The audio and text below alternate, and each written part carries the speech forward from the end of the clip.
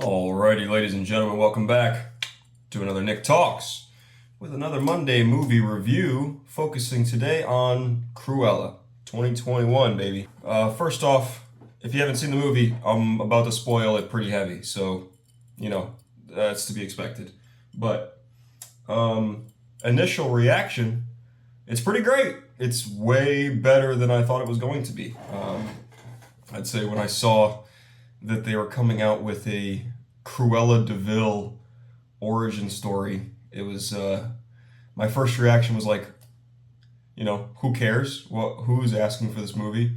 Why do we need an origin story for a villain to a movie that came out like 30 years ago and then some? Who asked for this? I don't know. But going into it with not the highest of hopes, it actually was very enjoyable, and I watched it a second time, and it survived a second viewing as well. So, good on them, I'd say. Kicking off with actor and actress notes, everybody, I think, killed their role. Emma Stone is Cruella, and I thought that she fucking ate it up, dude. Like, I think she's great in almost everything she does, but she just really sliced it up. She, really gave the character a proper emotional tone. First, I should probably say that I haven't seen 101 Dalmatians in a very long time, so I kind of watched this as its own movie, as a standalone film, not connected to the Dalmatian verse. And I think that was the correct approach, because I think that the connection to the actual villain, Cruella de Vil, is a little loose, but more on that later. But yeah, Emma Stone did a fantastic job as Cruella. I thought it was a great performance, and there's several times where she really gets to let her abilities shine through. There's a particular moment towards the end where she has this lengthy monologue to essentially her dead mother, and it was brilliant. I thought, like, just the way that she conveys her conflicted emotions about what is happening and the road that she's on gave a lot of weight to what you wouldn't believe as a heavy, emotionally toned movie. Again, Cruella de Vil origin story, who would have thought? But, they really shined out for no reason. I mean, no reason, right? But, and then Emma Thompson, who is essentially the antagonist of the movie, did a great job as well. I was thoroughly impressed. She really lived and brought to life this fashion tycoon role, and you believe every bit of who she is. You believe that she's evil. You believe that she's ready to do anything to be the best. You believe the nature that they're trying to sell you because of this extraordinary acting, I'd say. And, supporting roles, Jasper and Horace were great. Obviously secondary characters, but I thought that they did their job exceedingly well. Mark Strong is always a joy to see on screen. There are some more tertiary characters that did their job and served their purpose. I didn't really see any examples of bad acting. At no point was I taken out of my experience because of a poor performance. So that's, something to be said there. But I'd say that obviously the shiners are the Emmas for sure. And actually the way that they were able to play off each other, I thought was awesome. Every scene that they shared together was very immersive to watch. It really got the feeling that it was a battle of the best, and they were just competing every step of the way. And I was very impressed with that. I was impressed with the whole movie, but the acting really, I think, brought it up to the next level. As far as the story goes, something that I think is very interesting is the congruency. There was so much play back and forth. In the beginning, Cruella's essentially stand-in mother is pushed off of a cliff by a pack of dogs, and that really fuels Cruella going forward because she believes it was her fault. At some point, it is revealed that the Baroness actually had a dog whistle that she called her Dalmatians in to murder this woman. So it was not Cruella's fault, which is a really heavy moment, a really big reveal that I think really did a lot for the plot, man. It just really cemented this kind of mystery, and I thought that the reveal was done very well. And I think on the second watch through, I noticed that you can actually hear the high-pitched whine of the dog whistle in the beginning scene. So it was already foreshadowed that this was going to happen. I think that's brilliant. And then at Cruella's first appearance at one of the Baroness's fashion galas, she has a dress that she drops a match and it ignites this white gown to reveal her dress underneath.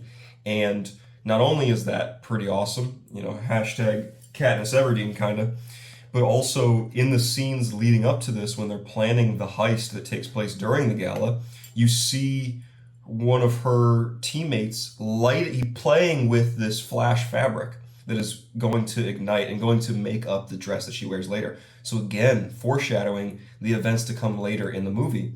And I think that that's just great storytelling. Just a great way to immerse the audience and reward repeat viewing. I think a lot of times movies suffer from one and done, where you watch it the first time and you don't really gain any new insights after watching it that first time, or anything of note really. But I enjoyed the fact that watching it a second time, I was able to pick out, oh, hey, I know this happens later, and they're leading you to believe that it's going to happen, somewhat subconsciously. And that's awesome. The editing, I thought, was brilliant. The way that it was cut together, the story was super immersive. It was super alive. It really brought all of the scenes and the characters to life in the way that the scenes were composed and the story was structured.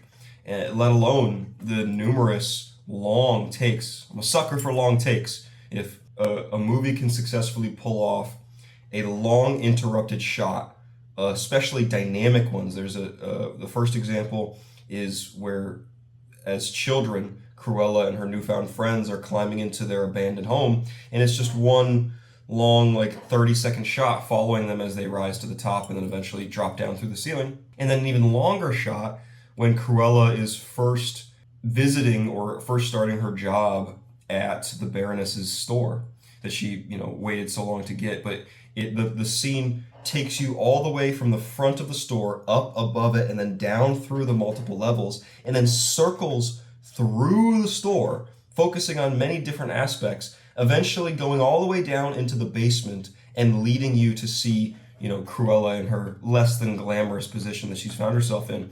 But these type of things really bring a movie to life, and I think that especially movies like the Marvel movies tend to suffer from overcutting a sequence so that it doesn't feel real anymore. It doesn't draw you into the story because it's fake. It's so chopped together, and they just took the best take of a million different scenes that they've shot, and so something about long takes, long continuous shots that really, I think, elevate a movie to the next tier and bring it to a better position, a better ranking.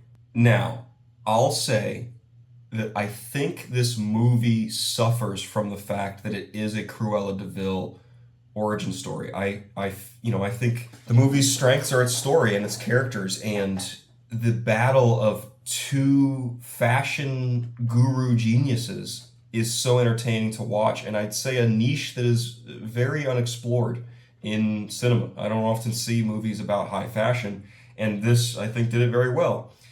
But something that I predicted before watching the movie, as I was watching the movie, and eventually proven correct, I believe, is that they had a strong premise to begin with. If they had just made the movie about a character trying to overthrow this fashion queen and ultimately rise to power and defeat the evil, that's a strong movie already.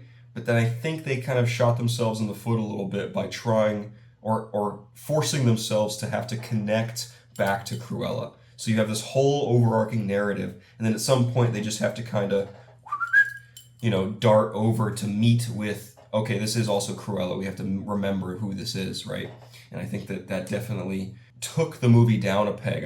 I believe it could have been better if it was its own standalone film, unrelated to 101 Dalmatians. I think it's somewhat obvious, and you see the flaws in the final act of the movie with the way that she wins, the way that Cruella wins, and the sort of Sherlock Holmes-esque defeat scene where she has this Uber plan that does everything she wants it to. You can tell that they started grasping at straws a little bit towards the end. I don't think that it was terrible. I think that for what they were trying to do, it was a success.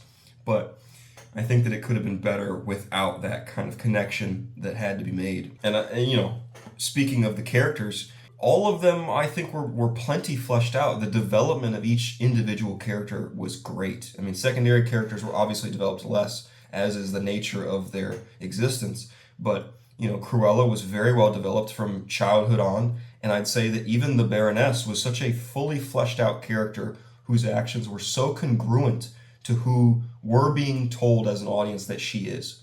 And Emma, thanks to Emma Thompson, again, she just really brings this character to life. This narcissism and this massive ego that she has. You believe it with every one of her actions, and how she treats the waiter, how she treats her staff, how she treats Cruella, you know, who she even believes is brilliant, and yet she still shits on all the time. Really great work in terms of making me connect, believe in, and be interested in the characters and their journeys of the movie.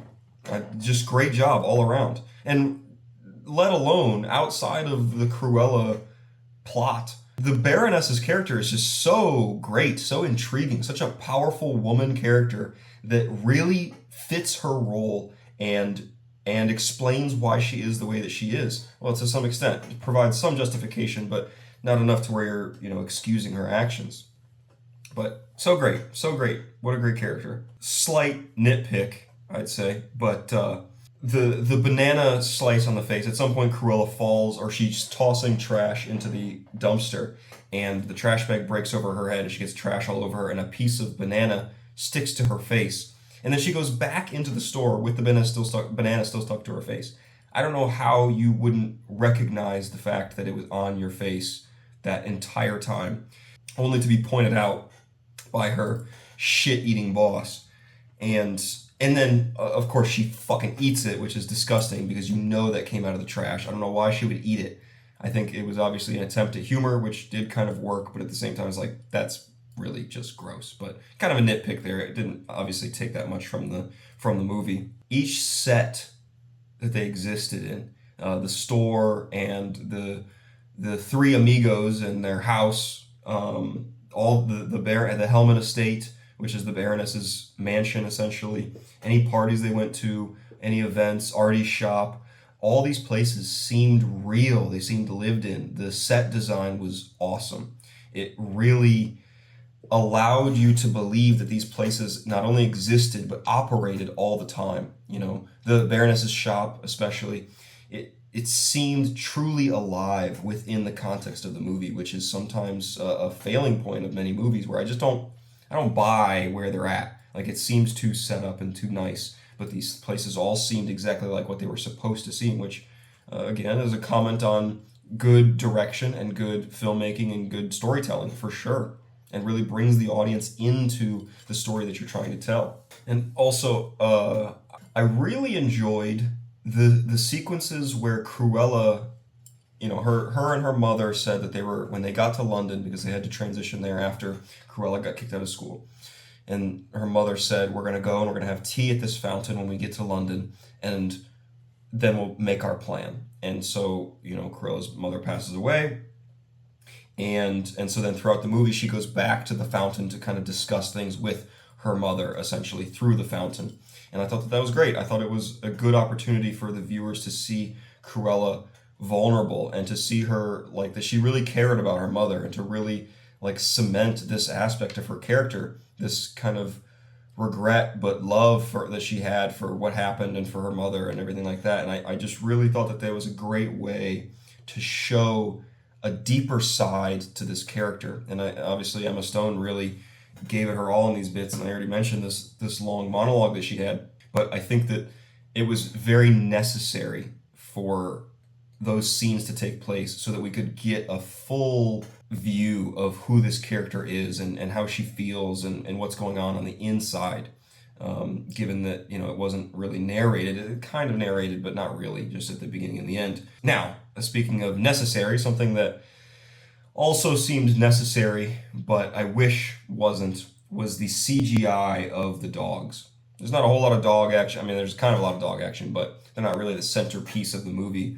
but the Baroness has these three Dalmatians that are pretty brutal. They're nearly entirely CGI, which you can tell it's not perfect, which kind of takes you out of the movie a little bit. But I don't think that you can get the same brutality from real Dalmatians.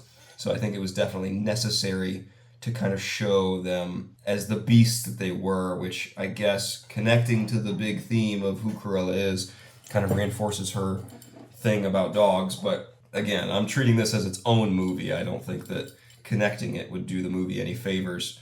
But kind of a bummer, but I get why it had to happen. Now, some major and minor gripes that I have with the movie is there's a part where Cruella is fleeing a party and she hot wires this nice car, and I'd say that it sort of makes sense that she knows how to hotwire a car in the context that she's been a career thief essentially her entire life, or at least the last 10 years of it, and then doesn't know how to drive the car, which also kind of hurts the premise there. The props that I just gave it, that like, oh, okay, the way this character lives, it makes sense that she knows how to do that. But at the same time, for her to know how to do that and not know how to drive a car means that she's never been in a car. So why would she have known how to hotwire a car?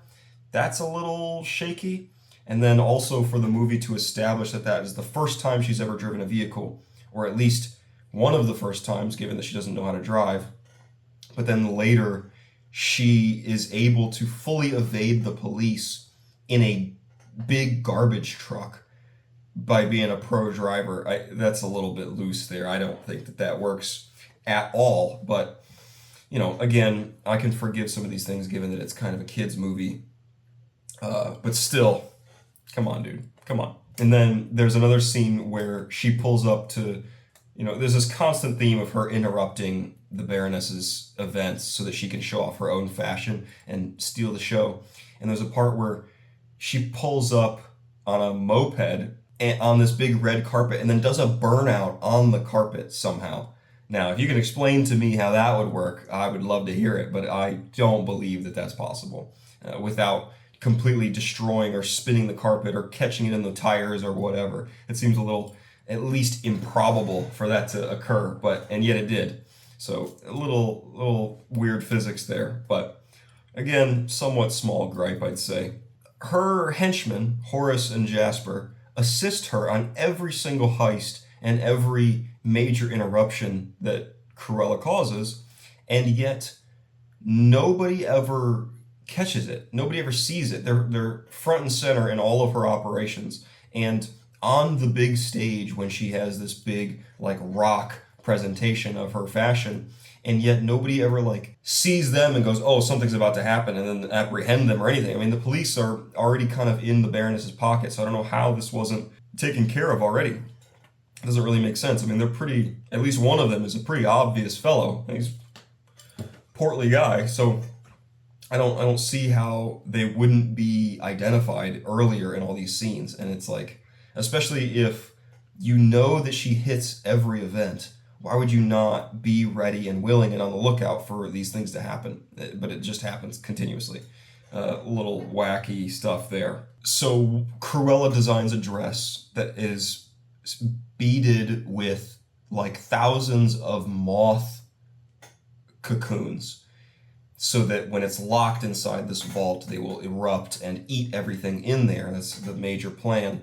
Which one, pretty shitty that Cruella would just import some invasive species of moth and release it on London's populace just for funsies. I'm no conservationist, but I'm sure that there are some negative effects of that in the habitat. Whatever.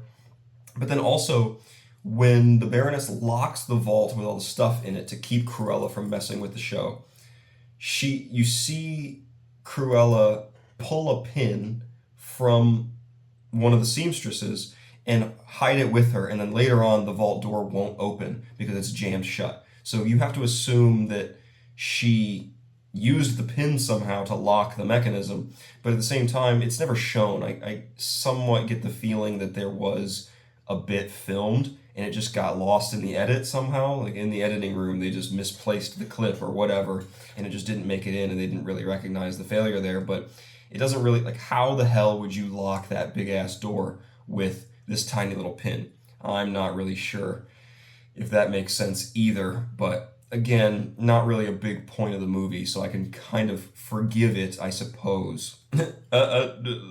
Another small, these are all kind of small gripes that don't really break the movie, but exist nonetheless. But like Horace and Jasper, they're thieves their whole lives, right? And yet, like, when the big rock event happens, uh, Jasper is like rocking out on the guitar pretty damn good, and Horace is, or whichever, flip flop the names, who cares? The big guy is back there like DJing the whole thing. How the fuck do they know how to do that? I mean, these guys are just jacks of all trades, I assume, but it's never really explained. So some of these things are kind of loose. I don't think it breaks the world, but when you really pay attention, it's like not the most convincing thing. Now, something that is world breaking, however, is at some point Artie, which is this fashionista dude, I believe, that has his own shop and assists Cruella in making her outfits and whatnot, refers to her as Cinderella, which, if I'm correct, is a Disney princess, and 101 Dalmatians is a Disney movie, so therefore Cruella de Vil would exist in this universe if Cinderella did. So that doesn't, that's a bit earth-shattering there. I don't think that they really recognized the continuity error there, or whatever kind of error. But that's, oops, big oops. But again, relatively small gripe, I suppose. Now, there's a scene where the Baroness ties up Cruella and burns down her house with her inside in the hopes of killing her, obviously. And she is then rescued by the Baroness's right-hand man, Mark Strong, the homie, John the Valet. And he comes in and she sees him through the flames. And while you're watching him, he like stoops down to get something, and you later find out that it is her mother's necklace that was burning, that was actually one of the dogs ate. So I assume this necklace was, in a big steaming pile of shit in this raging inferno. And instead of saving Cruella and then getting the necklace on the way out, he stops and leafs this thing out of this pile of shit, the big fucking dog log, right? And then saves Cruella. So it's like, I don't know how that was even a priority, let alone first priority, while he was coming to save her. I mean, literally, the entire building is raging in flame. And he's like, oh, gotta get that necklace. Woohoo. And then he gets back, and there's a little bit of inconsistency with time, that he had time to like get her back and bleach it before she wakes up and provide tea and all this stuff. But small gripes, I'd say. Still, it's like, dude. Then also, the big gotcha moment at the end, where Cruella gets the Baroness to essentially recommit the same crime that she committed at the beginning, which is pushing someone over this cliff to their death. She has all of the crowd of the party come outside and observe it so that the Baroness can be caught and, apprehended because of it. But the big question there is, how do you get like over 100 party guests to come outside and stand like 50 feet from this going on without the Baroness hearing? Maybe you could have the argument that like all the waves on the other side of the cliff was kind of deafening, and so it provided enough ambient noise that she couldn't hear these people. But I doubt that they would be so silent that she wouldn't hear them. Even if they were suspecting that something evil or nefarious was going to take place here, still, somebody would have been yapping, right? There's a lot of people there, and they've been drinking. So guaranteed somebody was going to be talking about something. So I don't understand how the Baroness would not realize they were there until after the deed was committed. A little bit loose. Which actually just kind of wraps into the whole thing that, like, this whole scene is a bit much.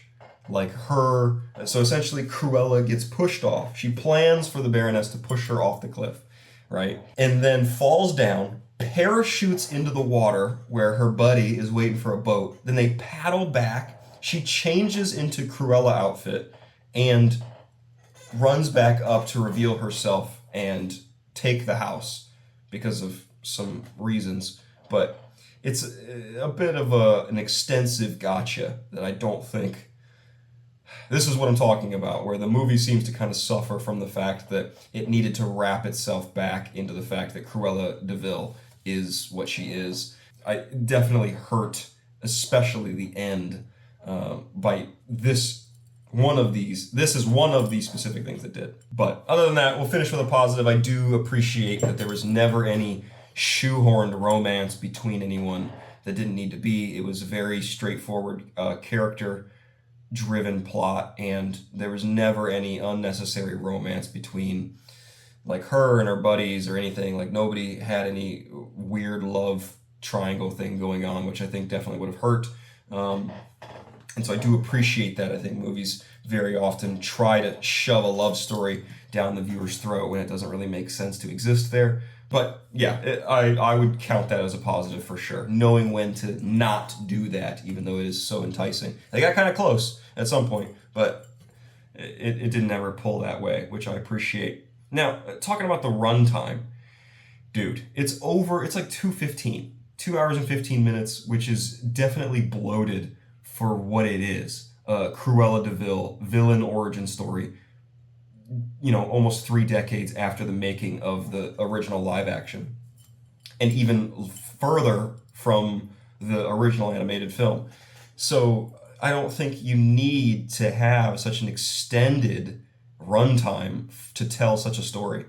I will say that they used every minute of it effectively and efficiently, and I didn't really notice how long it was, except about halfway through I paused to, I don't know, get a snack or go to the bathroom or something, and I recognized that all this stuff had happened, and it was only halfway. And I was like, oh my fucking God, dude, this thing is a marathon for what it needs to be. And this is definitely a failing of a lot of Hollywood these days. It's a bit bloated in time, but this especially, it just doesn't make sense for this kind of movie. It's like an animated kids movie being 3 hours long. What the hell are you talking about? Why do we need this much time to tell this kind of story? It's just not necessary.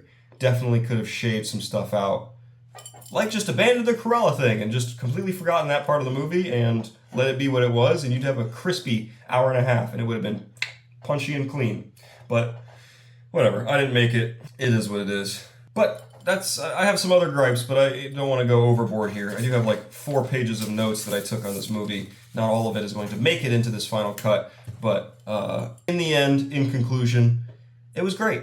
It was great. It was really enjoyable and way more entertaining than I think it had any right to be, and especially for the type of movie that it was and from the studio that was making it, I'd say it was a clean hit right out the park. Which I honestly can't really believe, but I thoroughly enjoyed watching it, and it even survived a second watch through with even more scrutiny and a pen and paper in hand. So, it has its flaws, but I think given that it's ultimately a kids movie, I can forgive some of these things, and it can remain as a pretty solid film. As long as you keep it separate from what it's trying to connect to, I think it's a really good standalone character movie. I really enjoyed it, and it's probably something that I would watch again. And would I recommend it? Yeah, absolutely. In fact, I already have, and I got good reviews back. So if you haven't seen it, definitely check it out. But anywho, let me know what you think in the comments below, whether you agree or disagree, or either way, who gives a fuck, right? But I appreciate you guys for watching. I really do. I'm enjoying these movie reviews.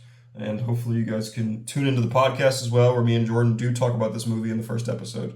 But thank you guys for tuning in. I will see you next week or throughout the week in my other series.